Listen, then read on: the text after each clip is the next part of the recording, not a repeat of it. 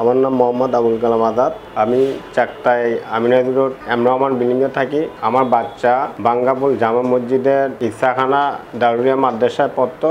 ওইখান থেকে কালকে সকালে 8টা 45 মিনিটে ওরা 2 বন্ধু মিলে মাদ্রাসাতে বের হয়। এই পর্যন্ত আমি খোঁজাখুঁজি করতে আসতে 2 দিন খোঁজাখুঁজি করে সব জায়গায় খুঁজি, কোনো জায়গায় পাচ্ছি না। সেজন্য আমি এখন থানায় জিডি করছি। আমি কিভাবে আমার ছেলেকে পাবো, যদি কেউ হৃদয়বান ব্যক্তি ওনাদেরকে দেখে থাকেন, আমার নিচে দেওয়া নাম্বার আছে, ওই নাম্বারে আমি অনুরোধ করছি যোগাযোগ করবার জন্য।